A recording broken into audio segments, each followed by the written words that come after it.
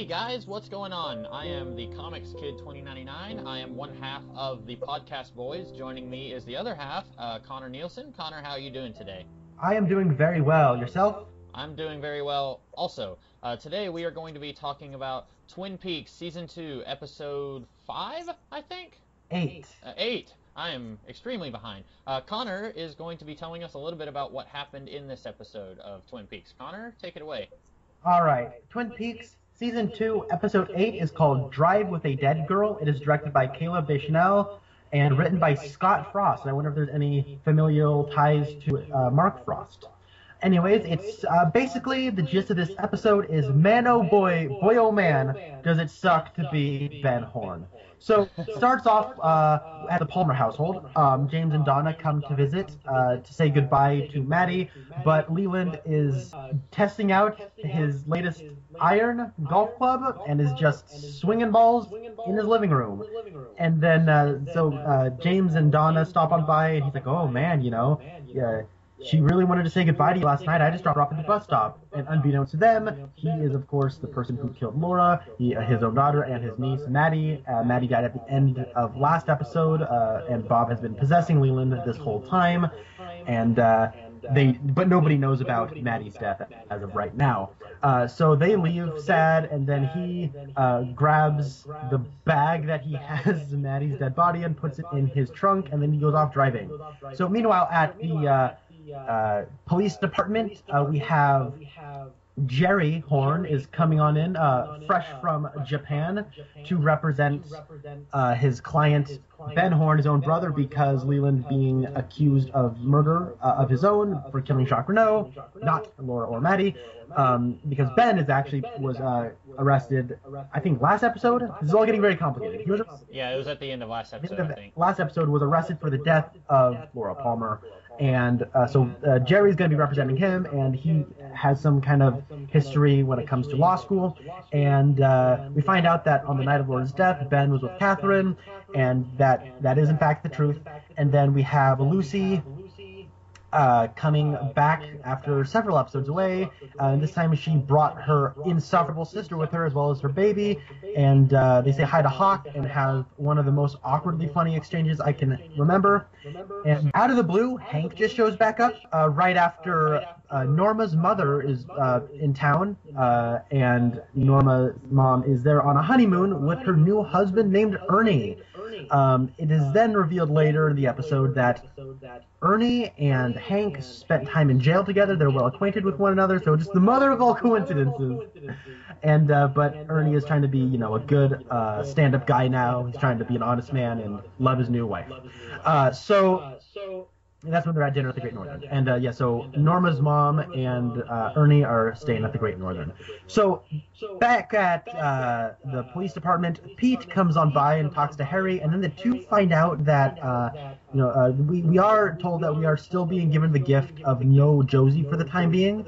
They're like, yep, she's gone, and Harry's like, I know. And so they end up talking about Mr. Lee, and they find out that he isn't who he says he is because Pete was told that his name was Jonathan and that he was Josie's cousin, and Harry was told that his name was Mr. Lee and he was her assistant. So yeah, he sucks at lying. Then Pete goes on over to Ben and reveals that Catherine is in fact alive. She is Tajimura, and that she is withholding the testimony that gives Ben an alibi for his whereabouts on the night of Laura's death, ransom, so that he can sign over the mill and Ghostwood Estates back on over to her. And as if this wasn't even enough, we have Bobby, the tape he found last episode in Leo's boot. He found out that ties Leo to Ben and the arson of the sawmill, and he plans to use this as extortion for Ben. Man, poor Ben, jail and everything. Yeah. So then what happens is we get Leland is driving around like a madman with Maddie's body in a bag in his trunk, and then Cooper and Harry pull him over, and then Leland even offers to show Cooper his clubs, which is in the same bag as Maddie's body. The guy's got some balls. And then we should also probably note that this is a great vehicle for Ray Wise as an actor. He does a lot of great stuff in here. We also learned that the one-armed man has escaped. Harry charges Ben with the murder of Laura Palmer against Cooper's judgment at the end of his 24 hours of being held in the police department. Andy talks to Lucy about his sperm test results. Audrey talks to Cooper in his room about her evidence against her father that she uncovered in One-Eyed Jack, and it did in fact help. See, James and Donna, that's how you gather evidence. We have Cooper then getting a call, and then Harry and Cooper find the body of Maddie in a river wrapped in plastic. Cue credits. So, Comics Kid, what did you think of Drive with a Dead Girl? Well, before I tell you what I thought of the episode, I did want to mention that Scott Frost is Mark Frost's brother. All right. And also, their dad in the show plays Donna's dad. That is Warren Frost. That is Mark and Scott Frost. No way. Yeah. And I think he's actually going to be in the revival next year. He is. And then Caleb Deschanel is actually in real life married to the woman who plays Donna's mom. And he has 2 daughters who are both actresses, Zoe and Emily Deschanel. Zoe Deschanel? Oh my goodness. I knew that in real life Zoe's mom was on Twin Peaks, but I did not know that her dad was also involved with directing and stuff like that. So that was kind of neat to find out. This is wild. Yeah. As far as I like this episode. I really like it's got a lot of creepiness to it. You would expect there to be like a fundamental shift in the status quo after the ending of last episode, but what's really eerie about this episode is like Sarah at one point is saying, "Hey Leland, don't forget to sign us up for that one thing in town." And you would think she would remember because we saw her last episode. She was like had been hit in the head or something, was like crawling on the ground while Leland was murdering Maddie, and now she doesn't seem to remember any of that. It's very eerie, very spooky, but it's done in such a way that I appreciate it. It lends a sense of atmosphere that I think has been kind of missing since the early days of season 1. So I really like that. I really like you said, Ray Wise is fantastic in this episode. He is even more creepy now than he has been. Even when we found out last episode that he was Bob, I still don't think that we got to see him really acting as Bob very much last episode, and we really get to see it here quite a bit. We get to see him like making these weird faces, and then somebody comes up behind him and says, "Hey, Ray," or not Ray, Leland, and then he'll like go back to having his Leland face. He'll say yes. Like he's very good at jumping back and forth between Leland and Bob. I really like that. And then I didn't hate all of the small subplots in this episode. There have been times where it would seem like the entire episode was just meaningless subplots that were just kind of treading water. We got a few subplots that were pretty small in this episode, but they didn't feel too overbearing, and I also felt like at least a couple of them were moving forward with their plots. So I really liked what we got in those subplots here. Yeah, to quickly jump off of what we said about Leland, what I really like is you would think that now that the audience knows about his whole reveal, there's a bit of a curtain or a veil lifted off of his character. And I remember when I was watching the show for the first time, and he would just start crying, and then right when he kills Jacques Noah, his hair just turns white, and he starts dancing, like, oh man, there's something really wrong with this guy. Like, I would feel kind of bad for him that, you know, his psyche is breaking down, he just isn't in control of himself, but not in that way where Bob is in control of him. And then, now that we have that reveal, you almost watch it and think, man, how is nobody else getting in on the fact that he's the guy? It's kind of obvious by now because we've had that reveal. And right. So it's almost like a really interesting thing that now we've been playing dumb the same way, we've been played dumb the same way Cooper and Harry and everyone else is. So we've been in their shoes, but now we have had the reveal. Just a really interesting dynamic at play. Yeah. I really like the way Ray Wise plays this, where he's playing 2 different characters in the same body. That's probably, if you are ever wanting to get in any movie or TV show a character who's possessed by a demon or a ghost, just from now on, just call Ray Wise. Just get him to play that character, because he is fantastic at this. I'm not sure how he's going to keep playing it. I remember bits and pieces of what happens later on in season 2, but I don't remember everything about what happens in the last half of the season. So I'm really looking forward to getting to see more of this stuff from him. Yeah. Also, you mentioned the atmosphere in this episode really got to you, and I have to concur with that statement because the direction really holds this whole thing together. There's a really strong sense of dread and uncomfortableness, and there's a lot of low angles, and Angelo Badalamenti's scores really play at a lot of low notes and minor keys. So the atmosphere is really striking, and for this is one of those things where we've got the big reveal. So now that we've had this, the tide come in, now the tide's kind of going back out, just so it can build back up. This is one of those episodes where you could argue that it is just things happening, but because the direction is so strong, I don't really mind that. It just feels. You're right.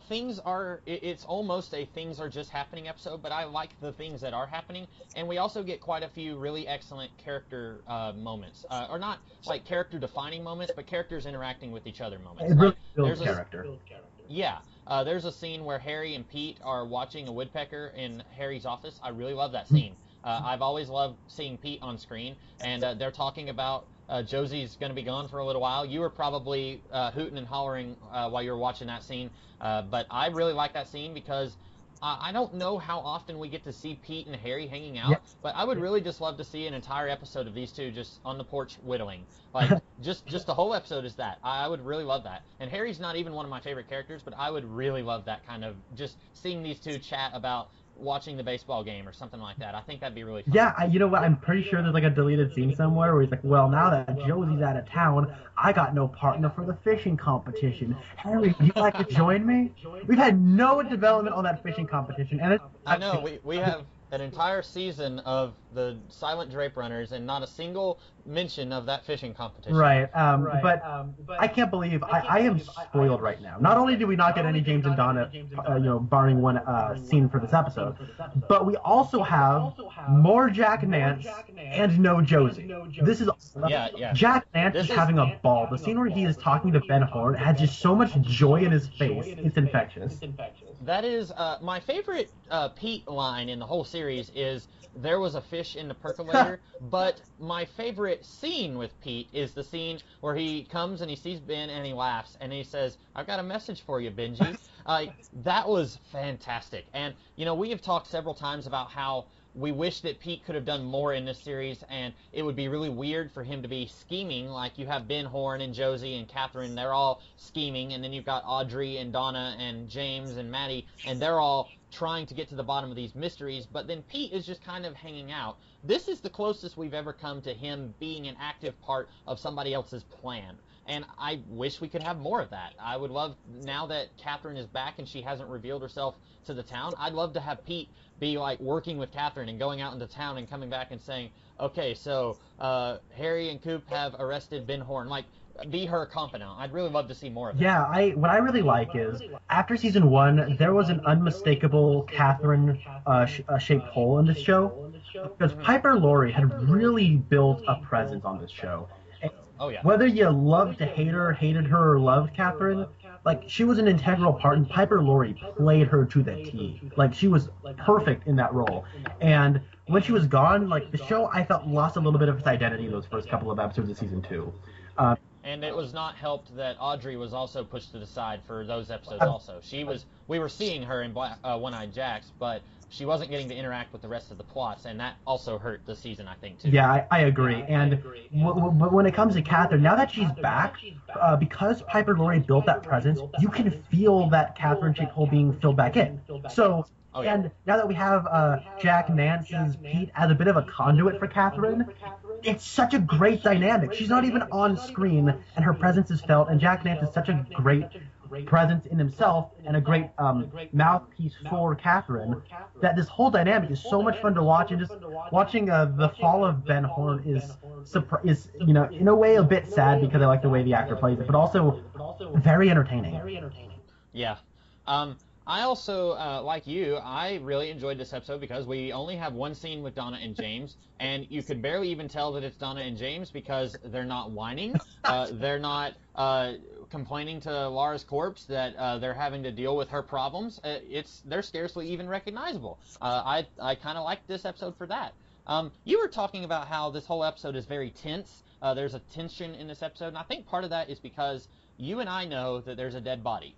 In the episode, I really love the episode title, Driving with a Dead Girl? With a Dead Girl. I really love that title. It's very apt. And we know, the audience knows, that Leland has killed Maddie. And so, for me, I was expecting the opening of this episode to be somebody finding Maddie's corpse on a train tracks or something like that. I was expecting them to find it close to the beginning of the episode. So throughout the whole episode, even when we've got kind of humorous stuff going on, like the scene with Andy and Lucy's sister, or the scene with Leland dancing in the Great Northern, or the scene with Pete talking to Ben, those scenes are pretty funny, and they kind of lift the tension a little bit. But even while all of that is going on throughout the whole episode, in the back of your mind, you're still thinking, there's a dead body. When are they going to find the dead body? Nobody knows. And like at the end of last episode, they knew that something was going on. You know, they're all in the Bang Bang bar, and everybody's crying, and Bobby's looking around like something's going on, and the only one who knows that something has happened is Agent Cooper, because the Giant said it's happening again. But nobody knew who was dying. Agent Cooper didn't even know who was being killed. And so we're waiting for that to happen. And this episode strings it along till the very end, and I think it was perfect the way it ends the episode with them finding the body. I think that was great. Yeah, it is that classic Hitchcockian. Have you heard Alfred Hitchcock talk about suspense?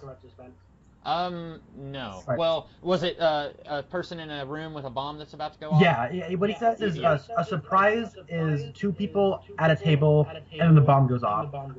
Suspense is we know there's a bomb under the table with two people talking, but we don't know when it's going off, so the suspense is always building. Just replace a bomb with a dead body and replace two people at a table with a bunch of people in a town trying to figure out who killed the first girl. So yeah, we are just waiting for the shoe to drop, and I love the setup of Leland killing Jacques Renault, not Bob, Leland killing Jacques Renault, and we watch him get away with murder. So that subverts our expectation that, well, he can't get away with all these murders, but it's great foreshadowing that he's been getting away with these murders as Bob. That's such a great foreshadow. And I will say that there's one thing about James and Donna that they just can't escape being kind of douchey. Yeah, whenever they see all the golf balls everywhere and they're kind of laughing at him. Yeah, it's like, geez, like, this guy has mental health problems. What a loser. Yeah. Like, come on. And you know, whenever he's coming back down the stairs, he like kind of gives them a look like, are you laughing at me? Yeah. Please? And I was thinking, oh, shapeshift into Bob. Kill them right now. You can do it. That might be terrible, but no, it's not. We've had to deal with them for 20-something episodes. I'm ready for them to be done. I can just imagine, like, during that scene, like, he goes upstairs to see his wife, and we don't hear what they say. He could just slip her another roofie and then just go downstairs. So, speaking of Sarah, do you have any theories on why she doesn't seem to remember what happened in the previous episode? Was it just drugs? I think it is. I think it's pretty heavily implied that she has been drugged or given, like, a roofie or something. Okay. That's fine then. I wasn't sure if it was drugs or like a supernatural influence that he's exerting so that she doesn't remember.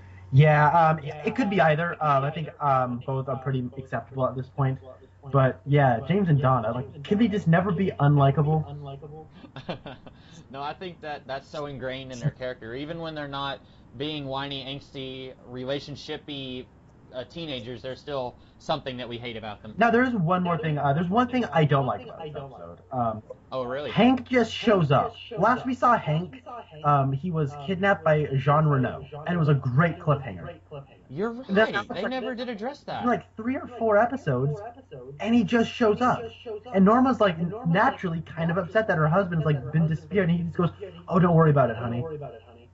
Yeah, you're right. And, you know, she has a reason to be upset because not only is he technically married to her, although I'm pretty sure that they're sleeping in separate beds right now. Not only is that going on, but also she kind of vouched for him whenever they had his parole hearing sometime in the middle of season 1. Yeah. So if he suddenly disappeared and was back to his old ways, it could kind of look bad for her. She probably wouldn't be like charged with anything, but she would have egg on her face, and this is a small enough town, everybody would kind of be making fun of her behind her back because she was an idiot and vouched for her husband, and then he turns around and disappears. You're right. I had completely forgotten that he was kidnapped by Jean Renault because that happened, I think, I want to say it was 2 episodes ago. It was the episode before last. I had just completely forgotten about it. It's been so long that I would have forgotten about it too. Like if I was watching this like in real time, like as it was coming out, I would have forgotten all about it. Right. I am curious now if we're going to get an episode where Jean comes back and he's like made some kind of deal with Hank off screen, and we'll see that play out. That would be the only way that they could make this work, where maybe Jean comes back and he's going to try and kill Cooper again, and then this time Hank is going to help him or something like that. That's the only way that I could see that working out. I agree with you. That was played very sloppily. Plus, Norm was also mad that they're still waiting for a food critic. Subplot still being dragged along. Yeah, that's and then also she's probably not happy that her mom is here. We only get her for about 5 minutes in this episode, and already I'm ready for her to be gone. What did you think of Hank's pal from jail, Ernie the professor? I kind of like that. It is a total coincidence and a contrivance, but you know, it kind of worked for me. It is a contrivance, but I didn't hate it. And I like the actor. I really like the actor. He has like. I thought I recognized him, but I looked him up and I haven't seen him in anything. He has a very old-timey, classic Hollywood way about him, and I really like that style. He isn't chewing scenery. He isn't so subtle.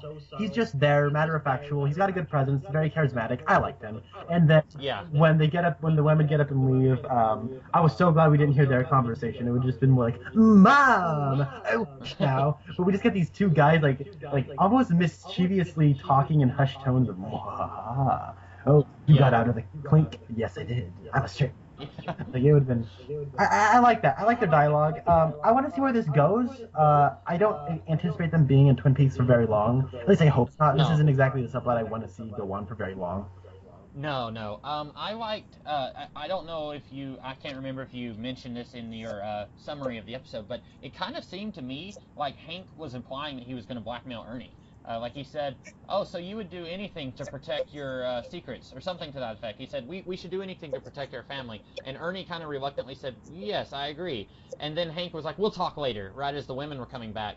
I kind of got the feeling that Hank was going to come to Ernie later and say, you're going to give me $50,000, or I'm going to tell your wife that you have a criminal record, or something like that. That was kind of the implication that I got, and I'm not sure if that's the direction they're going. I must have missed that entirely.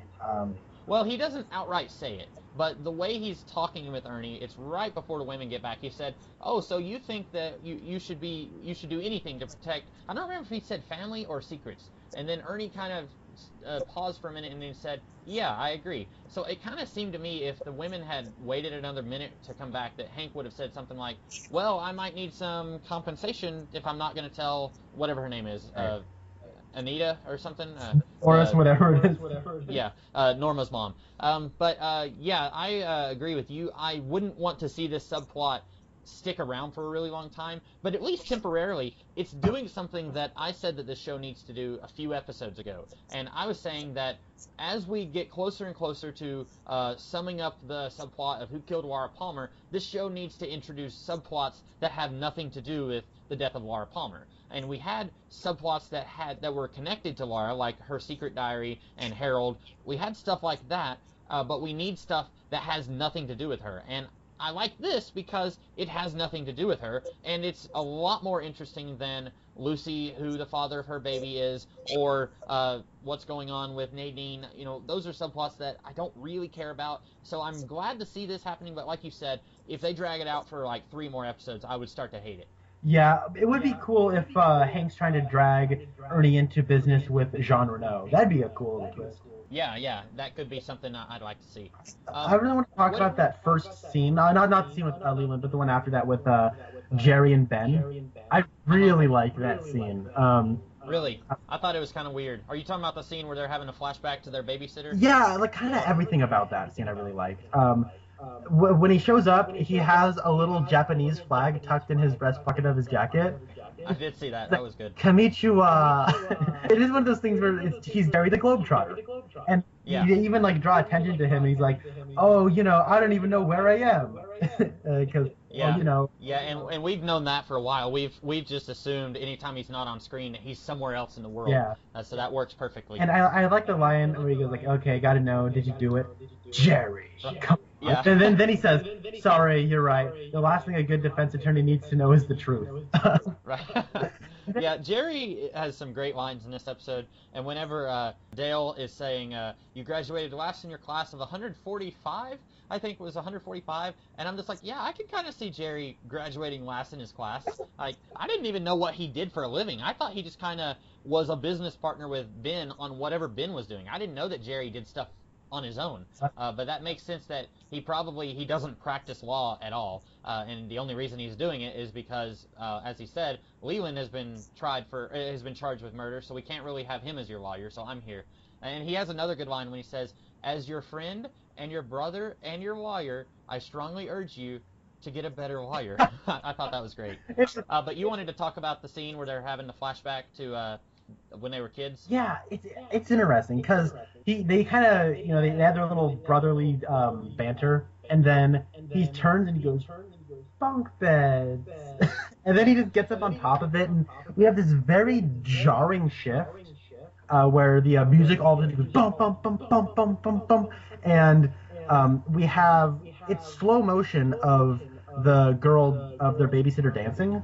I guess it's babysitter, but I'm assuming it is. They mentioned her name, but they're both like 8 or 9, and then there's this teenage girl dancing in their house. I was assuming that it was their babysitter. It's a pretty good assumption because the thing is they obviously filmed that at 24 frames a second and slowed it way down, or maybe removed some frames because it has this very strobe-like effect where it's kind of moving to the music, but I really like the way they filmed that because it has a nostalgic having your memories serve as almost like images in your mind that kind of move, and it has a dreamlike quality, and Angelo Badalamenti's score there I really like, and then cutting it to their faces, like at first you're like, this is kind of weird and strained, but I kind of liked it stylistically, but then the music kind of fades off, but it doesn't fade away, it kind of fades down to a lower decibel, and then it cuts to them sitting on a bunk bed in prison, and then there's something about that, I can't really quantify it or put it into words,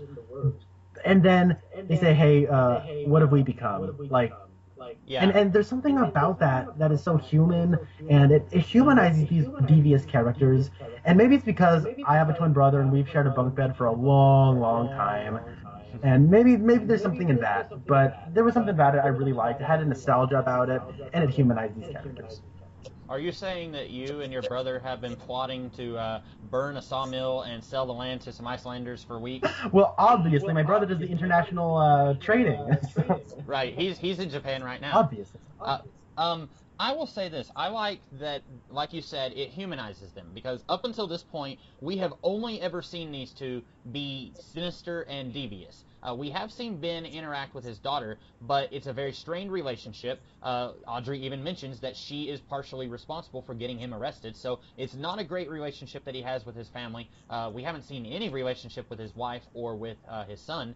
So the only dealings that we've ever seen him do are evil, or at least very, very shady. And I like that we get to see them flashing back to a time before that, where they're just lusting after their babysitter. It's very wholesome in a way, which is weird to say. The only thing I thought was weird about it was that we had this weird extended dance scene with the babysitter. If maybe... I don't know. Maybe if they'd just taken that part out and just had Jerry and Ben reminiscing, but we don't actually see the flashback, maybe that would have worked better for me. I feel like it was just kind of, it went on a little too long, and I can almost say that it doesn't even need to be there. You could humanize them without actually showing the flashback, if you know what I'm saying. And I do understand that point of view. It does go on for a little long. It didn't bug me, and I liked showing the babysitter because we see what they saw, and I liked that we have that cutaway for a while because before we cut to them, there's a tension between the two, and then like brothers do, when you reminisce together, that tension goes away and they seem unified. They don't seem like they're at odds anymore. And right. I thought that was a very smart cinematic way to convey that transition, because I don't know if you have any brothers or not, but no. I do, and me and my brother, we're twins, like we like to grill each other all the time, and when we actually do get into heated arguments, we'll just stop talking, and then like 5 minutes later we'll be cordial with one another again. And yeah, I've heard people. I heard this one guy say one time that he had 2 teenage sons, and they were at one point to the point where they were getting in a fist fight. Like they were really punching each other and stuff, and he had to like separate them and everything. And he said maybe 20 minutes later he heard a noise, and he looks out on his carport and they're playing basketball together like nothing happened. Like, I agree with you. It's played very well here, where they're kind of arguing with each other about did you kill her, and he says come on, what do you think of me? And then like he's saying hey, you're in trouble, I'm in trouble, and then it just kind of leads very naturally into, hey, you remember that time? And they, like siblings sometimes do, they fondly are remembering the good old days when life was simpler. I really like that. Yeah, and I do. I can see your thing where you think it does feel a little padded out, and it might seem that way. I thought it was just done so successfully. I didn't even really care that it seemed padded out. I liked those kids that they got to play Ben and Jerry. They looked a lot like Ben and Jerry. They really did. What did you think? Speaking of family, this episode kind of has a family thing going on. You've got Norma and her mom, then you've got Ben and Jerry, or brothers, and then you've got Lucy and her sister, who we've never seen before. This was a weird thing. In the same way that Hank, the last time we saw him, had been kidnapped by Jean Renault, the last time we saw Lucy, she was allegedly going to visit her sister, and then Andy called the number that she left, and it was the abortion clinic, correct? Yeah. And then we haven't seen Lucy since then, and now she's coming back to town with her sister. That was weird to me because, and I mentioned this in the episode where Andy heard that it was the abortion clinic, but I did not actually catch that when we were watching it, and I didn't catch it the first time I was watching this season. So this time I was expecting some kind of, like, Andy running to the abortion clinic to say to Lucy, hey, don't do it, I might be the father, or something like that. And then we don't actually get any follow-up to that plot at all. I thought that was a little weird. But what did you think of that? And then also, what did you think of Lucy's sister?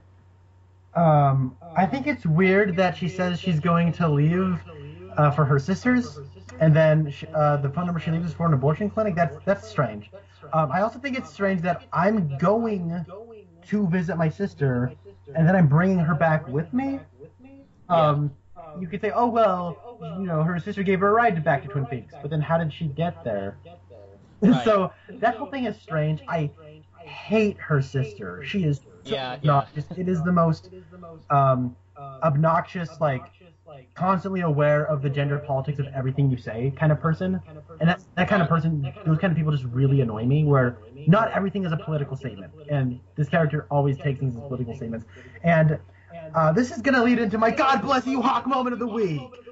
We have the line, God, you must hate us white people for all we've done to you. And then Hawk says, some of my best friends are white people. And then he just walks away. Yeah, that was fantastic. I laughed out loud when he said that. I did too. And I don't think I would have laughed nearly as hard if it wasn't Hawk. And right. I don't know what it is. Now, to completely shoot myself in the foot and read into the racial politics of this scene, it almost feels like the most white people writing dialogue for a Native American person. Right. But at the same time, it's such a funny line, I don't care. Yeah, I agree with you. I don't really care for the sister, and I even looked up the character on Internet Movie Database. This is the only time she shows up, okay. So that's good. We're not going to have, like, 5 episodes of Andy and Lucy babysitting the baby, getting ready for parenthood or anything like that. But she did, like you said, she led into a really funny line from Hawk, and also after both Andy and Lucy told her to shut up and go away, she had another, what I thought was kind of a funny moment, while Andy says, I might be the father, or I'm the father, right? And then she's like, oh no, like, this complicates things, because now she's not sure who the father is. And then the sister comes back into the room holding the baby, and I couldn't hear what she said the first time I watched this episode, like a year ago, but what she said was, do you want to see your mean aunt? And then she, like, turns the baby to look at Lucy, and then she's like, there she is, yeah. And I thought that was really funny. But yeah, I didn't like the sister. I thought she was really annoying, and, like, I really wanted Andy to just, the first time when she leaned in to listen to their conversation, I wanted Andy to say, excuse us, we're trying to have a conversation, can you please leave? But I like the way that plot played out, where they just told her to shut up and leave. But I did think that was funny, kind of odd, and kind of funny that we've got so many familial relationships in this episode. You've got Leland killing his niece, then you've got 2 brothers kind of hanging out and reminiscing, and then you've got a mother and daughter who have a very strained relationship, and then you've got 2 sisters who must not be extremely close because what we've seen of Lucy in this series, we haven't heard of her sister very much any. Of course, maybe they talk on the phone all the time, I don't know. But I like that we've got a lot of familial relationships here that we don't get to see a lot of. And it does, and you could, and I think having those familial ties do lend a sense of cohesion to this episode. Yeah, absolutely. And because this does feel kind of sporadic in what is progressing, what is not progressing. So that does, definitely benefit it. One thing I was very surprised by is the lack of any progression in the central murder mystery subplot.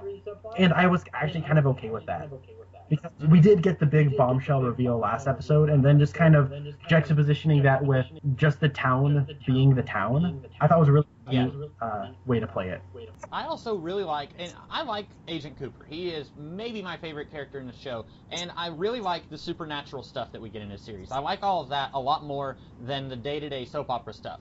But I also really liked Harry saying, listen, I've had enough of the supernatural stuff. We're going to do some real, actual detective work. This is a guy who has motive, and he doesn't have an alibi. I'm going to charge him with the murder of Laura Palmer. Even though Cooper says that Mr. Gerard doesn't say, he says that Bob is not in this guy, so he's not the one who did it. Harry says, listen, I think we need to try some actual Earth, detective work. I really like that. I thought it was neat to see Harry saying, okay, I put up with this to a point, but now it's time to get back to Earth. I thought that was kind of a neat scene. I like that too. It kind of lended some strength to him. He has seemed very subservient, but I do like it. It does shed light on how emotional he is and how things get to him too. He probably would not have confronted Cooper in this way if Josie was still in town. Right. Maybe that's my assumption. I agree, and I do think it's a neat way, because I remember way back when Cooper first showed up, Cooper was like, hey, I need to do this my way. But we have Harry, and that was back when he was stricken with grief, and he says whatever you need. But now he's been patient, and he's been respectful. But I agree. I like seeing him take charge, and it felt like it almost like a family matter, because when we talk about all these familial ties, this community is so small and tight knit that it almost feels like a very large extended family. Yes, definitely. And Cooper even addressed that. He said sometimes an outsider can forget that stuff needs to be handled in a certain way in a town like this. Or that's not his exact line, but it was something like that. Yeah, and and I think I said this way back when, but Cooper is probably in my top 5 television show characters ever. I love Dale Cooper. I think he's genius, and Kyle MacLachlan plays him perfectly. And I liked his dough-faced innocence in this episode, and I think that is really neat. As this episode in particular really felt like a season 1 episode. How everything is getting seedier and darker, and people are getting more emotional and angry. But he's still being innocent, and I like that. Yeah, that worked out very well. But he's still being affected and somewhat traumatized by what's happening, because murder still gets to him, and I like that. Yeah. I don't think I have anything else to say about this episode. I'm trying to think of in all the subplots that we got here, and I think we've pretty much exhausted everything. I like this episode. I wasn't sure how much I liked it before we started this podcast, because whenever you asked me what did you think of this episode, I was thinking I thought it was pretty good, but I think I like it more now that we've talked about it. I would say this is maybe the best episode of season 2. If not the best, definitely one of the best. There's very few contenders so far. Season 2 has been getting better and better for me so far. I don't like this as much as the last episode, because last episode I think, and I don't think it should be, because last episode was such a big one. And that scene where they're like the way that episode ended with them all being in the roadhouse and the music swelling, and then just seeing all the characters mourning. It would be very hard to follow that episode up with anything as good or better. Right, but in terms of just, this is just an episode that just kind of slowly progresses. Like, this is a chapter in a larger whole. And, like, if we were, like, giving this, like issue number, like, Twin Peaks issue 32. Like, there's nothing really spectacular about issue number 32. It's just another number, and it just continues to build the world. But it does so better than any that I can think of, like, since maybe mid-season 1. Like, I like this better than season 1 episode 6, for example, or season 1 episode 7, where those 2 episodes did feel like they were just waiting for the season finale. This did this progressed the key story and subplots minimally but effectively. Yeah. And it could also be, I'm not sure how much I'm spoiling when I say this, but season 2 does this thing sort of that almost every story-driven show does these days, where if it lasts 20 or so episodes, there's going to be a mid-season break, and then you'll have like a month or so of hiatus where the show's not airing. Season 2 of Twin Peaks kind of sort of does that, where it builds to a mini finale in the middle of the season, and then we have the rest of the season where more stuff is happening. And I'm not sure if there was a hiatus of like a month or so where episodes weren't airing, but it could be that we're getting closer to that mid-season finale, and so stuff is starting to happen at a faster pace now than what it had been happening for the earlier part of the season. And that could be why we're liking these episodes a lot more than we were the other parts of season 2, beyond just the parts where they messed up, like the 2-part season premiere, for example. Yeah, and like you, I like this episode more after talking about it. And last episode, I remember saying, like, I feel like the pacing got a little too quick compared to everything else. And I didn't say it was necessarily a problem. I just said it was a little weird that this felt a little fast compared to everything that had come before it.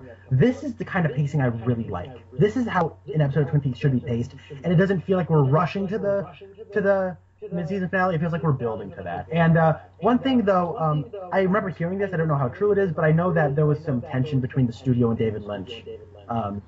Yeah, I think I'd heard that too. Not like, I was talking to someone about X-Men the Animated Series. This is relevant, I promise. Where X-Men the Animated Series, I was reading up on it, or I was watching a video about it or something, where they were saying that there was a whole lot of network interference that caused a lot of problems in the show. And for me, I'm not a huge fan of that cartoon because there are a lot of problems, and I think that you can notice those problems when you're watching the show, and a lot of those problems came from not a big enough budget and the network demanding certain things that hurt the story. I don't think that you have that going on with Twin Peaks Season 2. I think there are problems in this season, but I don't think that there's anything very noticeable where David Lynch or Mark Frost could say, well, that's the network's fault. The network demanded that we do this, or that with that character. I think the only thing that they did because of the network, I think it worked out for them, was revealing who Bob was. I had heard someone say that they were pretty much forced to reveal earlier than what they had planned who killed Laura Palmer, and I think that works out fine. I would not have wanted to have gone like this entire season without knowing. I agree, and before that, you can almost kind of see the change of when it was we're just kind of treading water, just seeing what we're going to do for this second season before we, build up to see who killed, and then the network saying, come on guys, let's get this back into gear. And that kind of collaboration between the creators and the network, that is essential. I mean, everyone talks about creative, like studio interference or network interference as a bad thing, and a lot of times it is, but most of the time it's not. Usually, seeing this kind of interaction and the synergy between the two, it helps. The business side and the artistic side do need to work together, I think, to make the best possible product, especially when this is a serialized form of entertainment. Because when these people have complete creative control, I think, as you can see from like the first couple of episodes of this season, they aren't really doing much. I think that was a good move on their part. Yeah, you're right. I've heard someone say, talking about webcomics, again, this is relevant, where someone says, the good thing about doing your own webcomic is that you don't have an editor to interfere with what you're trying to do. The bad news, the bad thing about doing your own webcomic is that you don't have an editor to try and help you refine your story and make it better for the audiences. So basically, the pro and the con are exactly the same. And I think in this case, like you said, having the editorial interference wasn't so much interference, it was more guidance that worked for the best. Right, and we have to remember, the network wants this show to be successful too. Yeah, I think definitely. Studios and networks do get somewhat of a bad rap when it comes to their relationship with artists and creators, in the sense that, they just want to do what's best financially. Yeah, but if it's good, it'll be financially successful more than something that is bad. So exactly. Yeah, that's all I really have to say about that. And I thought when you said that the X-Men had something to do with this, I was like, I mean, they're both made in the 90s, so there you go. Oh, that's true, that's true. Too bad we didn't have scenes of Professor Xavier in the Red Room. That'd be fantastic. And then the X-Men are like, hey, I think the Professor is actually insane. We should probably lock him up. They go out into the woods and Wolverines and they're, what up, Bob? Get out of here. Yeah. Wolverine would be a regular at One Eye Jacks. Obviously. Yeah. So and Gambit would too. Yeah. But I think that's all I had to say. Is that everything you had to say about this episode? I think so. Pretty good episode. We both liked it a lot, and after talking about it, we both liked it even more. So I'm looking forward to the next episode, which I saw on Netflix, like when it was showing what the next episode would be. I saw that there's going to be some more supernatural stuff that I'm really looking forward to, and I've been looking forward to it for a while now because we saw some of it seeded several episodes back. So I'm looking forward to this next episode. Yes, that's going to be Twin Peaks Season 2, Episode 9, the title Arbitrary Law. Alrighty, and we will get that one up either next week or the week after. So I am the Comics Kid 2099. And I am Connor Nielsen. Saying peace out.